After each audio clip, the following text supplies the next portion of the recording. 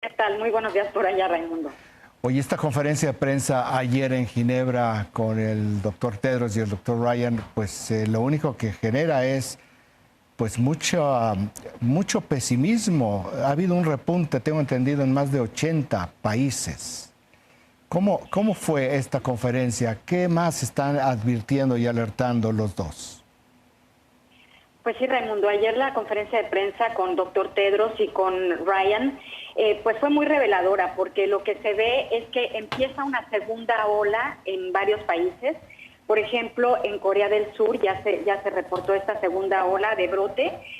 También en India se reportaron 100,000 nuevos casos. Alemania ya cerró el distrito en donde está la empacadora de carne, en donde hubo este super brote. También nos dicen que en Brasil pues se han reportado los últimos días 1,000 muertes diarias. Entonces la cuestión preocupa mucho, sobre todo porque empieza un rebrote en algunos países cuando en América Latina, que es el epicentro del brote, todavía no se llega a la cumbre ni al pico de la pandemia. Entonces todavía no acaba de bajar la curva en el epicentro cuando ya empezamos a tener un rebrote. Entonces, lo que dice doctor Tedros, el director de la Organización Mundial de la Salud, es que, bueno, se comprende que las sociedades tienen que abrirse, que tienen que salir, pero dice y pide a los países hacer lo que sí funciona. ¿Qué es lo que sí funciona? Bueno, que las personas tengan un distanciamiento físico, que se encuentren los casos sospechosos y se haga el test de estas personas, que se aíslen y se cuiden a los pacientes que tienen COVID, aislarlos ya sea en sus casas o en el hospital o en algún centro médico. Luego también rastrear y poner cuarentena a los casos sospechosos y también proteger al personal de salud. Eso es lo que sí funciona.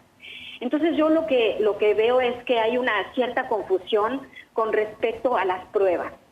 Entonces en Brasil ciertamente no se han hecho muchas pruebas y es un lugar el lugar más poblado en América Latina.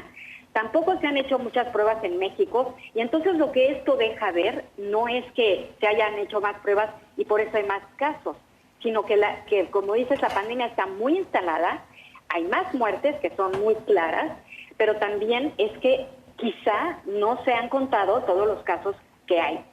Entonces, esto es preocupante porque no es porque hay más testing que haya aumentado el número de casos.